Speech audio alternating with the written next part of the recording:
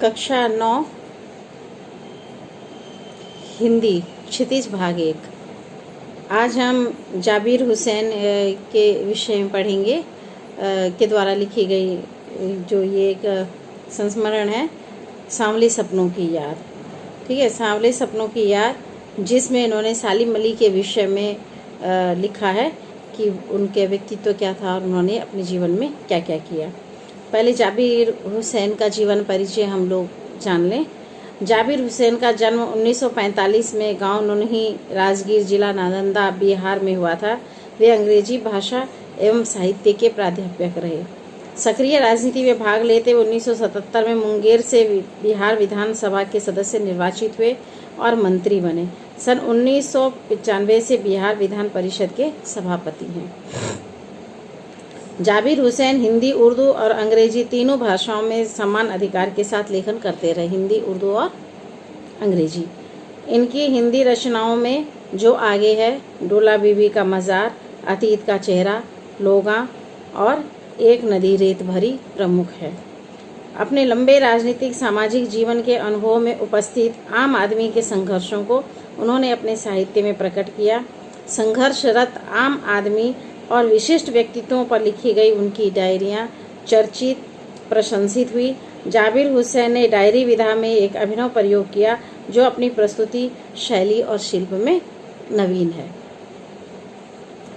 प्रस्तुत पाठ जून 1987 में प्रसिद्ध पक्षी विज्ञानी सालिम अली की मृत्यु के तुरंत बाद डायरी शैली में लिखा हुआ एक संस्मरण है।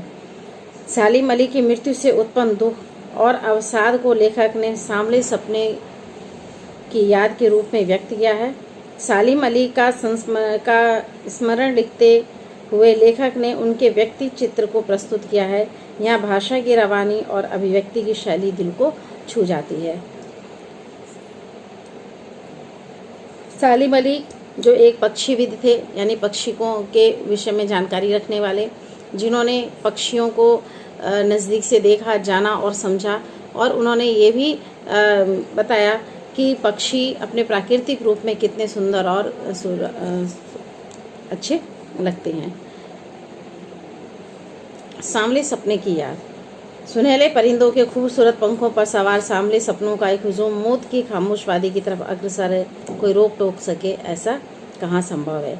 सुनहरे परिंदों के खूबसूरत परों पर सवारी इसलिए कहा क्योंकि सालिम अली एक पक्षीविद थे, पक्षियों के बारे में जानकारी रखने वाले थे। आज जब उनकी मृत्यु हो गई और वो अपनी अंतिम यात्रा की तरफ बढ़ रहे हैं, आगे बढ़ रहे हैं, तो कोई उनको रोक सकता है या टोक सकता है ऐसा संभव नहीं, क्योंकि मृत्यु के बाद मनुष्य को फिर से हम जिंदा कर नहीं सकते। इस हुजूम में आगे आगे चल रहे हैं सालिम अली, और ये हुजूम जो चल रहा था, यानी उनकी जो ये शव यात्रा चल रही थी, जिसे लेकर के लोग उन्हें उनके अंतिम संस्कार के लिए ले जा रहे थे, तो उसमें सबसे आगे आगे सालिम अली थे और उनके पीछे अन्य लोग अपने कंधों पर सैलानियों की तरह अंतहीन सफ़र का बोझ उठाए। लेकिन पिछले तमाम सफ़रों से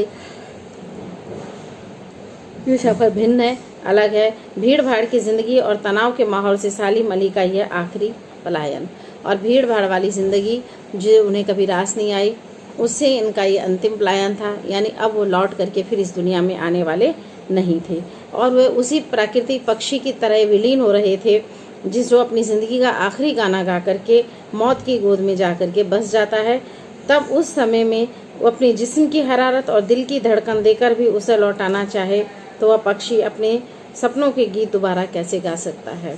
और जब कोई व्यक्ति या कोई भी प्राणी जब मृत्यु को प्राप्त हो जाता है, मर जाता है, तब यदि हम उन्हें फिर से जिंदा करना चाहें या फिर से उन्हें अपने सामने लाना चाहें तो ये संभव नहीं हो पाता। फिर चाहे हम अपने जिस्म की हरारत, जिस्म यानी शरीर और हरारत कहते हैं गर्मी के लिए, चाहे हम अपने शरीर की गर्मी उसे दे दें, चाहे हम उसे अपने दिल की धड़कन भी देने के लिए तैयार हो जाएं, लेकिन फिर उसको दोबारा लौटाना चाहें तो वह लौट करके नहीं आ सकता। मुझे नहीं लगता कि कोई इस सोए पक्षी को जगाना चाहेगा। वर्षों पूर्व खुद सालिम अली ने कहा, लोग पक्षी को आदमी की नज़र से देखना चाहते हैं, ये उनकी भूल है। और लेखक कहते हैं कि मैं नहीं सोचता कि कोई इस पक्षी को अब जगाना चाहेगा जिसको अब ऐसी नींद आ गई है जो कभी खुलने वाली नहीं है। वर्षों पर पूर्व खुद सालिम अली ने कहा था कि लोग पक्षी को आदमी की नज़र से देखते हैं, यह उनकी भूल है। ठीक उसी तरह जैसे वो झरनों को, पर्वतों को, पहाड़ों को, आबशारों को भी वो आदमी की ही नज़र से देखते हैं, लेकिन प्रकृति को प्रकृति की ही नज़र से देखा जाए तो ज़्यादा सही है, ज़्यादा ठीक है। हम प्रकृति को अपने अनुकूल बना लेते हैं, जिसके बाद हमें उसके कुछ परिणाम भी झेलने पड़ते हैं, बल्कि हमें प्रकृति के अनुकूल होकर के रहना चाहिए। भला कोई आदमी अपने कानों से पक्षियों की आवाज़ का मधुर संगीत सुनकर अपने भीतर रोमांच का सोता फूटता महसूस कर सकता है। और वह व्यक्ति जो वाकई में कल्पनाशील होगा, वाकई में जिसके मन में प्रकृति से जुड़ाव होगा, जब वह किसी पक्षी की आवाज़ को सुनेगा तो उसके हृदय में, उसके मन में एक रोमांच का सोता यानी कि स्रोत फूटता हुआ दिखाई देगा, यानी कि वो अपने को रोमांचित और बहुत ही खुश महसूस करेगा। पता नहीं इतिहास में कब कृष्ण ने वृंदावन में रासलीला रची थी और शो गोपियों को अपने शरारतों का निशाना बनाया था। और लेखक कहते हैं कि क्या पता कृष्ण ने कब किस इतिहास में वृंदावन में अपनी रासलीला को रचा होगा और कब उन्होंने शोक मानी चंचल गोपियों को अपनी शरारतों का निशाना बनाया होगा, जो उनके साथ वो शरारतें करते थे। कब माखन भरे भांडे फोड़े होंगे और कब दूध छाली से अपने मुंह को भरा होगा, और क्या पता कब उन्होंने दही के मक्खन के हांडे यानी बर्तनों को फोड़ा होगा और कब उन्होंने दूध छाली अपने मुंह में भरा होगा, कब उन्होंने गोपियों को परेशान किया होगा। ये तो इतिहास की बात है। कब वाटिका में किंतु छोटे छोटे घने पेड़ों की छांव में विश्राम किया था, कब दिल की धड़कनों को एकदम से तेज करने वाले अंदाज में बंसी बजाई थी, और क्या पता कब उन्होंने छोटे छोटे और घने पेड़ों की छांव में कभी विश्राम भी किया होगा, आराम किया होगा, कब उन्होंने एकदम से दिल की धड़कन तेज हो जाए ऐसी अंदाज में इस तरह से उन्होंने बंसी को बजाया होगा। पता नहीं कब वृंदावन की पूरी दुनिया संगीतमयी हो गई थी, और क्या पता कब कैसा वो समय रहा होगा, कब ऐसा समय था कि जब वृंदावन की पूरी दुनिया ही संगीतमय हो गई थी और कृष्ण की बांसुरी की गुलाम हो गई थी। पता नहीं ये सब कब हुआ था, और क्या पता ये सब कब हुआ, क्योंकि हम तो इसे इतिहास में या साहित्य में ही पढ़ते हैं और तभी जानते हैं कि कभी किसी समय में ये सारी घटनाएं घटी होंगी। लेकिन कोई आज वृंदावन जाए तो नदी का सांवला पानी उस पूरे घटनाक्रम की याद दिला देगा, लेकिन आज यदि कोई व्यक्ति वृंदावन जाए तो कृष्ण के जीवन की वो सारी घटनाएं उसके सामने आ जाएंगी, समक्ष आ जाएंगी, और यमुना का वह सांवला पानी उस पूरे घटनाक्रम को याद दिला देगा। हर सुबह रोज सूरज निकलने से पहले जब पतली गलियों से उत्साह भरी भीड़ नदी की ओर बढ़ती है तो लगता है जैसे उस नदी की उस भीड़ को चीरकर अचानक कोई सामने आ जाएगा और बंसी की आवाज़ पर सबके कदम थम जाएंगे। और हर रोज़ सुबह के सुबह जब एक बड़ी सी भीड़ एक साथ नदी की तरफ जाती है जहाँ पर कभी कृष्ण ने निवास किया था, वृंदावन की उस पवित्र भूमि की तरफ, तो उस समय अचानक ऐसा लगता है कि जैसे उस भीड़ के बीच में से कोई व्यक्ति यानी वो कृष्ण आज फिर आ जाएंगे, निकल कर आएंगे और अपनी बांसुरी को बजाने लगेंगे और सभी के कदम उस समय में थम जाएंगे, वह रुक जाएंगे।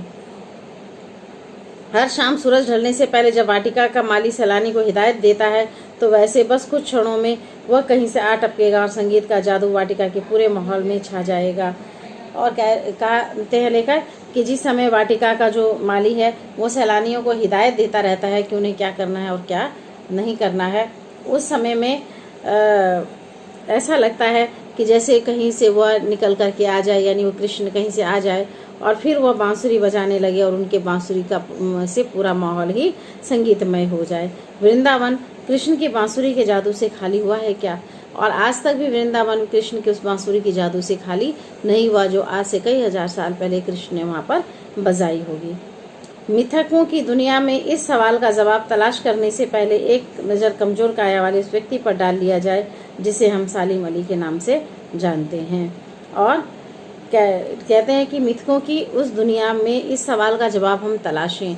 मिथक कहते हैं उन पौराणिक कथाओं पर जिस पर लोग सहज से विश्वास नहीं करता, लेकिन आस्था की भूमि पर वह अपने पूरे सम्मान और प्रतिष्ठा से स्थापित रहती है, लोग उस पर एक विश्वास करते हैं। तो ऐसे मिथक का शब्द का अर्थ मिथ्या से या झूठ से भी है, लेकिन यहाँ पे झूठ से हम उसको नहीं कह सकते। कुछ ऐसी घटनाएं जिसके जो हमने शायद अपने जीवन में देखी नहीं, जो सिर्फ सुनी है या कहीं पढ़ी है, और या फिर वे पौराणिक ग्रंथ जिनको नए संदर्भ में या नए रूप से फिर लिखा जाए उसे भी हम मिथक कहेंगे। ठीक है, तो इस सवाल का जवाब अगर हम तलाशते हैं तो इससे पहले हम एक कमजोर काया वाले उस व्यक्ति पर जरूर नज़र डाल लें जिसे हम सालिम अली के नाम से जानते हैं। उम्र को शती तक पहुंचने में थोड़े ही दिन तो बचे रहे थे। संभव है लंबी यात्राओं की थकान ने उनके शरीर को कमजोर कर दिया हो और कैंसर जैसी जानलेवा बीमारी उनकी मौत का कारण बनी हो। और ये भी हो सकता है कि जब उम्र की शती तक पहुंचने में थोड़े से ही वर्ष बचे थे, यानी 100 वर्ष पूरे होने में उनकी उम्र के कुछ ही वर्ष शेष बचे थे। तो हो सकता है कि उस समय में जो लंबी लंबी यात्राएं उन्होंने की उसकी थकान से उनका शरीर थक गया हो, या कैंसर जैसा जो जानलेवा बीमारी उन्हें हो गया था वह उनकी मौत का कारण बन गया हो। लेकिन अंतिम समय तक मौत उनकी आंखों से वह रोशनी छीनने में सफल नहीं हुई जो पक्षियों की तलाश और उनकी हिफाजत के प्रति समर्पित थी।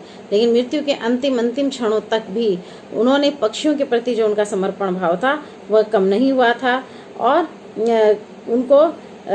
उनकी आंखों से रोशनी कभी भी खत्म नहीं हुई जो पक्षियों की हिफाजत के लिए और उनकी खोज के लिए समर्पित थी।